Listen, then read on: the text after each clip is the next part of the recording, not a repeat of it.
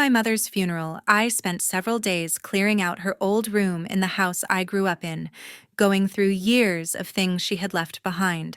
My name is Mallory Stewart, and at 37, I never imagined I would be the one handling everything alone while carrying the weight of losing her. The house felt unnervingly quiet as I opened drawers and closets trying to decide what to keep and what to let go. One afternoon, while cleaning the nightstand beside her bed, my hand brushed against a thick envelope hidden beneath the bottom liner. It was covered in dust, as if it had been untouched for a very long time. I sat down on the floor and opened it out of pure curiosity. Inside was an old crumpled photograph, along with a few folded papers yellowed by age. I stared at them for a long time, a deep sense of unease settling in. Something about what I was holding made it clear that there were parts of my mother's life I had never been told about. I placed everything back into the envelope and carried it with me, my mind racing with questions. When I showed the envelope to the lawyer, he reviewed its contents silently for several moments. Then his expression changed. His face went pale, and in a low voice he said, "Oh my God, don't let your sister find out." My heart began to pound as his words hung in the air. I stood there frozen, unable to respond. Whatever my mother had hidden all these years, it was clear that the truth had the power to destroy everything I thought I knew about my family. And that was only the beginning. Before we dive deeper into this shocking discovery that turned everything I knew about my family upside down, I'd love to know where you're watching from today. Drop your city in the comments below, and make sure to subscribe for more real-life stories like this one every day. From the time I was little until I grew up in our Hill District home in Pittsburgh. Mom worked night shifts as a nurse to support my sister Autumn, and me never once complaining about money troubles or the absence of our father. She would come home exhausted in the early morning hours, still manage to prepare simple meals for us before catching a few hours of sleep, then wake up again to help with homework or drive us to appointments. Mom handled all the bills on her modest salary, often skipping things for herself, so we could have school supplies or occasional treats like ice cream after a good report card. She shielded us from any bitterness about the man who left before I was born, choosing instead to focus her energy on making sure we felt secure and loved every single day.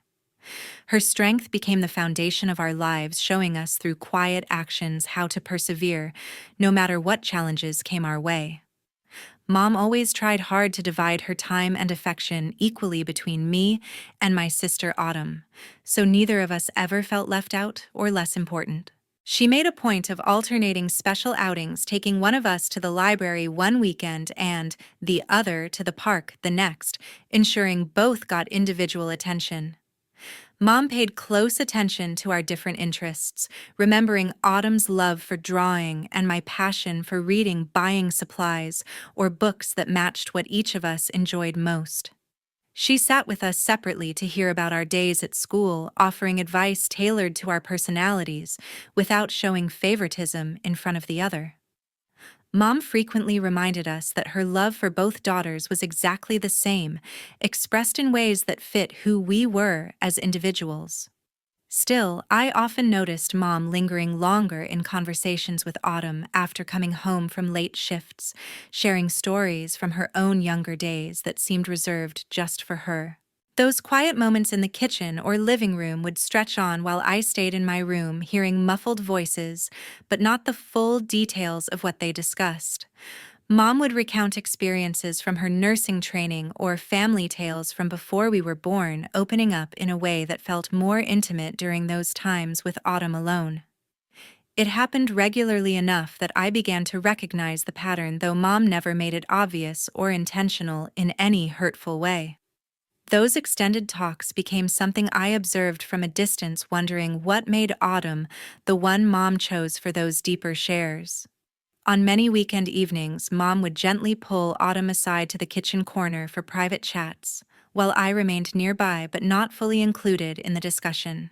They would talk about everything from school friends to future dreams, with Mom offering guidance that seemed to flow more easily in those settings. I could hear laughter or serious tones drifting through the doorway, catching only fragments as I passed by or pretended to read in the next room. Mom's voice carried a certain warmth during those sessions, delving into topics she rarely brought up when all three of us were together. It left me curious about the bond they shared in those moments, even as I understood Mom was simply responding to whatever Autumn needed at the time.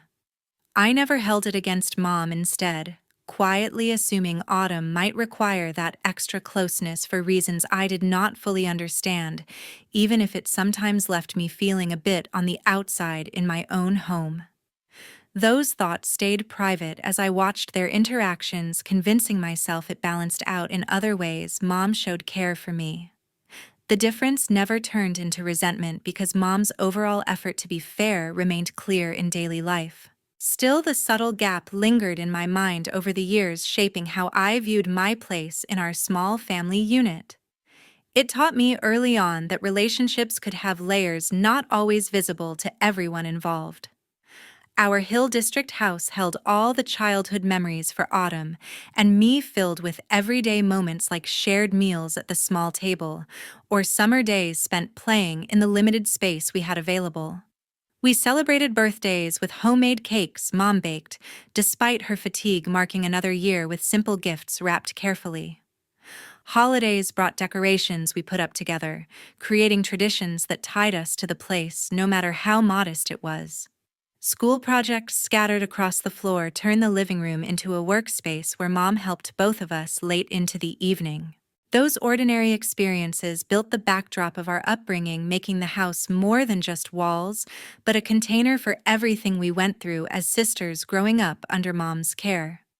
3 years before Mom was diagnosed with her illness, I made the decision to quit my job in another city and move back to Pittsburgh so I could care for Mom full-time, after the doctor explained that her health was starting to decline in serious ways. Leaving my position meant giving up stability I had built over years, but seeing Mom struggle with everyday tasks made it clear she needed someone close by every day. I packed up my apartment, quickly arranged the move within weeks, and settled into the old house to handle appointments, medications, and whatever else came up. Mom protested at first, saying she did not want to burden me, but I insisted it was the right choice because family came first during tough times like this. Taking on the role changed my routine completely, filling my days with hospital visits and learning about her condition while trying to keep her spirits up. On the nights when Mom could not sleep because of the pain, she would reach for my hand in the dark and start talking about her worries regarding Autumn, mentioning how Autumn seemed to be changing in ways that troubled her. Mom's voice would soften as she described small things like missed calls or short responses to messages that added up to a bigger shift. She confided in me during those quiet hours, sharing fears that Autumn might be pulling away for reasons she could not figure out. Mom often said, "Autumn used to tell me everything, but now it's like she's keeping a wall up." Those conversations left me listening carefully, offering reassurance, while feeling the weight of Mom's unspoken sadness about the growing distance. Mom pointed out how Autumn called home much less often than before, with weeks sometimes passing without a real conversation, and her tone carried deep regret whenever she brought it up. She would recall the days when Autumn phoned almost daily just to check in or share something from work, contrasting it with the current silence that felt unnatural. Mom wondered aloud if something at Autumn's job in Philadelphia was overwhelming her, yet no clear answers came from the brief talks they did have. The change bothered Mom enough that she brought it up repeatedly during our late-night talks, hoping I might have insight she lacked. Hearing that regret in Mom's words made me pay more attention to the pattern myself. Autumn only came to visit on weekends, and always left early, never staying long enough for extended time like she used to in previous years. Her arrivals felt rushed, with quick hugs and updates delivered in a hurry before she cited commitments back in Philadelphia as the reason for departing soon. Mom looked forward to those short visits, preparing favorite meals ahead, but the brief stays left her quiet afterward. Autumn's schedule seemed packed, yet the pattern of short trips became consistent, reducing the family time we once counted on. Those limited hours together highlighted the shift more than anything else. Mom sighed often and told me Autumn appeared to be creating distance from the entire family, even though she could not pinpoint the exact cause behind it. She expressed confusion about what might have triggered the change, wondering if life in the city had simply pulled Autumn in different directions. Mom said once, "I just wish Autumn would open up like she used to. It hurts not knowing what's going on with her." The uncertainty weighed on Mom especially as her own health issues made connection feel more precious. She held on to hope that things would improve, but the ongoing separation added to her emotional load. I noticed myself that Autumn shared very little about her job or daily life in Philadelphia, turning conversations surface level whenever we spoke, and avoiding deeper topics altogether. Calls with her focused on quick check-ins without details about friends, work challenges, or plans, leaving gaps that grew over time. The lack of openness made family interactions feel strained, as if part of her world stayed completely closed off. I tried asking gentle questions to draw her out, but responses remained brief and deflected. That growing reserve contributed to the overall sense of separation settling over us all. Not long after my mom slipped away quietly in her sleep one night, after her condition had declined steadily in the weeks leading up to it. The hospice nurse called me early that morning, and I sat by her bed until the funeral home staff arrived to take her. Everything felt surreal as I signed the necessary forms and began notifying people about the loss. Autumn flew in from Philadelphia the same day, arriving at the house with red eyes and a small suitcase. We spent the next few days planning a simple service together, choosing a casket and flowers that suited Mom's straightforward tastes. Autumn stayed long enough to attend the burial with me standing close during the short graveside ceremony as a small group of friends and relatives gathered. We lowered the casket and shared a few words with those who came to pay respects, keeping the event modest just as Mom would have wanted. Autumn helped place the flowers and spoke briefly with attendees afterward, offering thanks on behalf of the family. The day ended with us returning to the house in silence, both exhausted from the emotional weight of saying final goodbyes. We finished all formalities at the cemetery office before heading back. Autumn soon began asking me about the location of specific papers Mom had kept, focusing on the house deed and details for any bank accounts still active. She brought it up casually during dinner one evening, saying it would help to have everything organized for what came next. I mentioned the main folder I had already found with basic documents, but Autumn wanted to know if Mom had stored others in different places around the house. She spent time looking through drawers in the study, pulling out files to review quickly. Autumn said, "I need to get back to Philadelphia soon because work is backing up." Autumn reviewed several papers that afternoon, noting down references to property and finances, before mentioning her job required her to return promptly. She explained that her boss had given limited time off, so extending the stay was not possible. Autumn packed her bag the same evening, booking a flight for the following morning.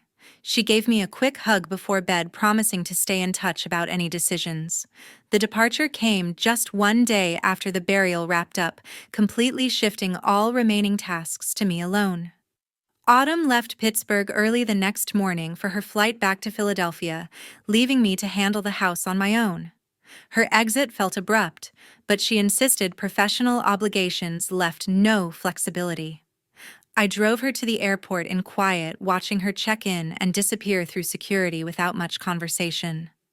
The drive home alone emphasized the solitude ahead as I faced sorting through Mom's belongings.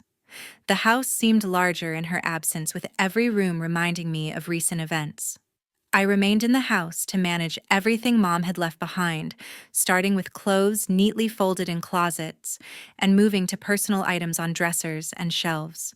The process involved folding garments for donation and setting aside pieces with sentimental value like scarves Mom wore often. I cleared out bathroom cabinets of medications and toiletries, labeling boxes for charity pickup.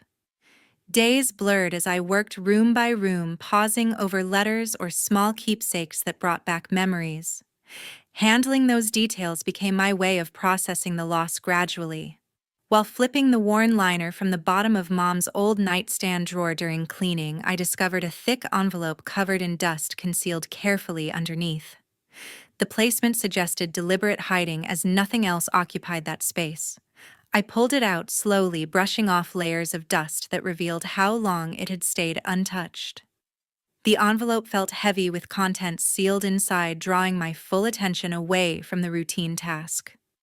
Curiosity grew as I held it, wondering why Mom had chosen to keep something so well out of sight. The morning after, I took the photograph and the papers from the envelope to several of Mom's old acquaintances the very next day, hoping someone might recognize the baby girl she held so tenderly in the image. I started with her former nursing colleague, who lived nearby, meeting at her home where we sat in the living room with tea. She examined the picture carefully, zooming in on details with her reading glasses, but ultimately said the child did not ring any bells from Mom's stories or shared photos over the years. I thanked her and moved on to another friend Mom had known from church groups, showing the same items during a short visit. That friend studied it just as thoroughly, recalling many events from Mom's life, yet she too could not place the infant at all. No one among Mom's longtime acquaintances could identify the baby Mom cradled in the photograph, increasing my confusion about where the image fit into her past. Each person I asked expressed genuine interest and spent time looking for clues in the background or Mom's expression, but nothing clicked. One suggested it might be a distant cousin Mom rarely mentioned, while another thought it could be from a hospital case she handled professionally. Their inability to provide answers only heightened the sense that this was something Mom intentionally kept separate from everyone. The consistent blank responses left me with more questions than when I began the search. I chose to drive straight to the office of Mr. Lawrence Burke, Mom's longtime lawyer, the one person she had always relied on for confidential matters throughout her life. I scheduled an appointment the same afternoon, arriving with the envelope secured in my bag. The waiting room felt familiar from past visits Mom made for routine updates to her will or property documents. I entered his office when called, taking the seat he offered across from his desk. The atmosphere carried a seriousness that matched my growing unease about the discovery. I placed the full envelope on Mr. Burke's desk and asked him to look through everything inside right there in his office. He opened it methodically, removing the photograph first and holding it up to the light for a better view. Then he unfolded the accompanying papers, reading each one with focused attention that lasted several minutes. Mr. Burke went back over certain sections twice, his brow furrowing slightly as he absorbed the contents. He set the items down carefully before meeting my eyes again. Mr. Burke studied the documents and photograph for an extended time before leaning forward to share the truth Mom had entrusted him to protect for so many years. He began by confirming details from the papers, explaining choices Mom made during a challenging chapter she never discussed openly. Mr. Burke said quietly, "Your mother wanted this to stay private unless something like this came up after she was gone." The revelation unfolded steadily as he described legal steps Mom took to safeguard certain aspects of her life. His explanation revealed intentions driven by deep care and difficult circumstances at the time. I remained silent while listening to Mr. Burke, sensing the world around me pause as the full truth emerged piece by piece. The information reshaped understandings I had carried about our family without ever questioning them before. Mr. Burke allowed space for the weight of his words to settle, speaking with respect for Mom's wishes throughout. Emotions built gradually as connections formed between the hidden items and events from long ago. Sitting there, absorbing everything, marked a profound shift in how I viewed Mom's past decisions and sacrifices. That weekend, Autumn started calling from Philadelphia, pushing to move forward with dividing the estate as quickly as possible, without any further delays. The calls came at different times, sometimes in the morning before work, or late in the evening when I was winding down. She repeated the need to settle everything soon, citing reasons related to her own schedule and financial planning. Autumn's messages grew more frequent, filling my phone with notifications that I began to dread answering. The persistence caught me off guard, as we had not spoken this often since Mom's passing.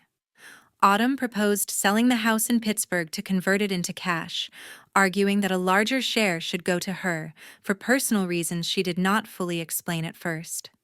She outlined potential buyers or real estate options during one conversation, emphasizing how the market favored quick sales. Autumn suggested splitting proceeds unevenly, claiming her circumstances justified the adjustment. She brought up past contributions to the property upkeep, framing it as grounds for the imbalance.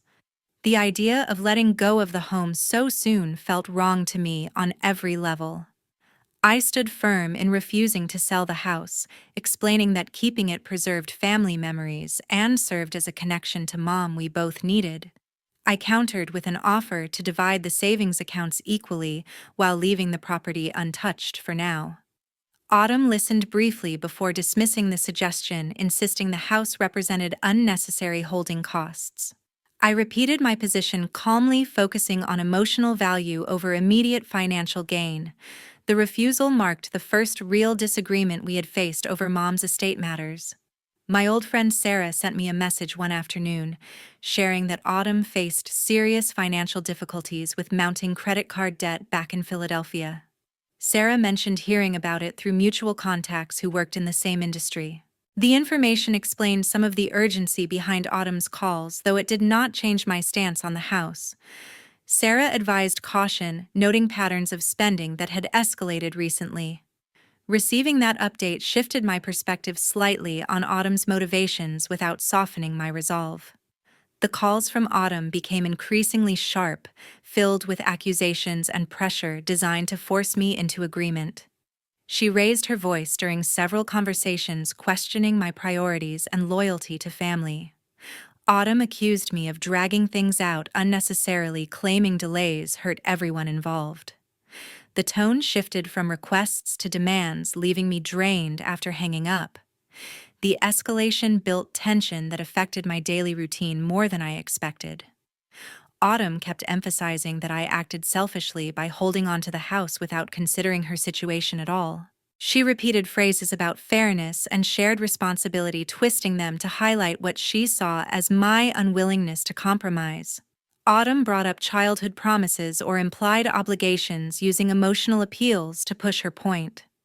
The constant refrain wore on me, creating doubt even as I knew my reasons remained valid. She ended many calls with warnings about prolonged conflict, adding to the overall strain between us. 6 months after the burial, Autumn formally filed a petition in the Allegheny County Probate Court to contest Mom's will and demand an uneven division of the estate in her favor.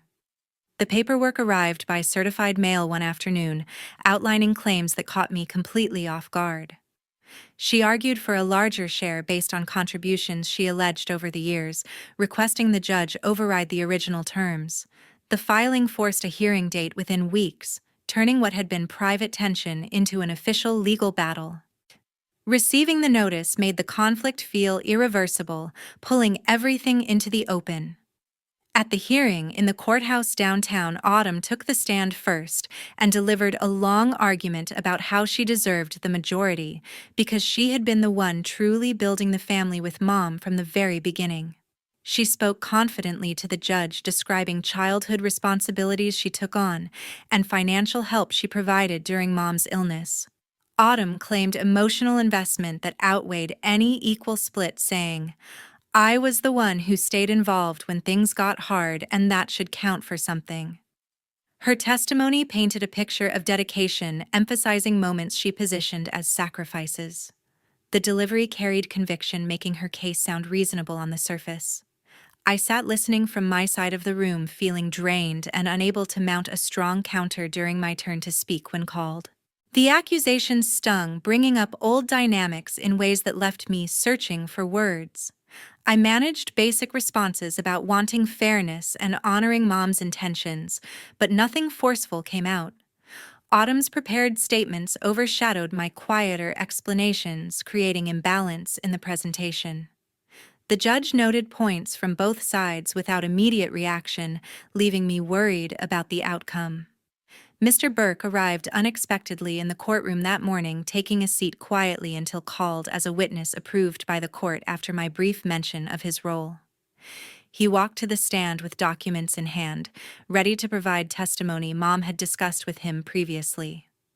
The judge allowed his input as the drafting attorney for the final will, giving weight to his professional knowledge. Mr. Burke remained composed throughout, focusing on facts rather than opinion. His presence shifted the atmosphere noticeably. Mr. Burke presented the official adoption papers from 1988, along with the last will Mom signed, while fully competent and free from influence. He explained the timeline, clearly confirming Mom's mental capacity through medical notes and witness signatures at the signing. Mr. Burke stated, "Mom executed this document with full understanding, and it includes specific provisions she insisted on." The adoption record established Autumn's legal status from early childhood, separate from biological ties. He handed copies to the judge for review, ensuring transparency in the process.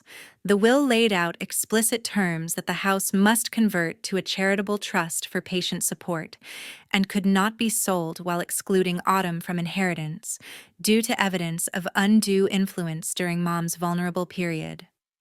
Mr. Burke detailed emails and notes showing pressure applied when Mom's health declined, meeting legal standards for manipulation.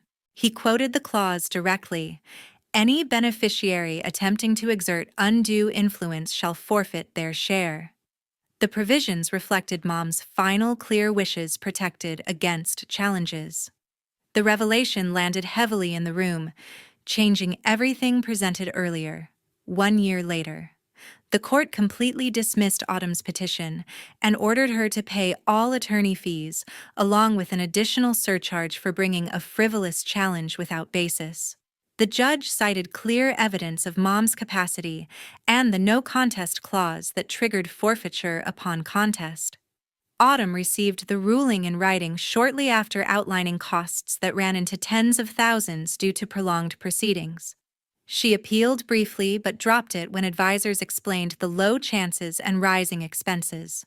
The final order closed the case, firmly enforcing Mom's wishes without further alteration. Autumn lost every claim to inheritance under the terms, leaving her with nothing from Mom's estate beyond a few personal items already distributed earlier. She moved out of Philadelphia to an unknown location soon after the decision, changing numbers and addresses without notice. Contact attempts went unanswered, confirming the complete break she initiated. The silence replaced previous arguments, creating a void that felt both relieving and final. No messages or updates arrived, marking the end of any remaining tie. I retained full control of the house in Pittsburgh and transformed it into a small support center for patients dealing with the same illness Mom faced in her final years. Local organizations helped set up weekly meetings and resource sessions in the living room, where families shared experiences. Volunteers coordinated visits and information packets, turning the space into something useful for the community. The change honored Mom's memory by focusing on help rather than sale, aligning with her charitable intent. Activities grew steadily as word spread among support groups. I often sit alone in the house, reflecting on the days spent with Mom, realizing that family love does not always appear equal or obvious on the surface. Those quiet moments bring back conversations we had during her illness, showing care expressed in ways unique to each relationship. The differences I noticed growing up make sense now as part of Mom's individual approach to parenting. Memories surface without bitterness, highlighting protection she extended in her own manner. Understanding that variation brings peace about past perceptions. I learned the importance of setting firm boundaries with people who cause deep hurt, even when shared history exists, from growing up together under one roof. The experience taught me to prioritize self-protection over forced reconciliation when trust breaks beyond repair. Recognizing manipulation patterns early allows space for healing without ongoing damage. Those limits preserve energy for positive connections instead of exhausting conflicts. Applying them created clarity in relationships moving forward. This story shows that greed and betrayal can destroy family bonds faster than any outside force, while hidden truths about origins sometimes explain long-standing tensions. Protecting yourself by enforcing boundaries after severe hurt is not cold, but necessary for personal peace. Honoring a loved one's final wishes, even when they reveal painful realities, brings closure and purpose. In the end, choosing integrity over forced unity leads to healthier lives, reminding us that not all relationships deserve endless chances despite shared pasts. 78 words. Thank you so much for staying with me through this entire story about family secrets, loss, and difficult choices. Your time means a lot, and I'm grateful you listened until the end. If anything resonated or you have experiences with inheritance disputes or sibling rifts, please share your thoughts in the comments below. I'd love to hear your perspectives.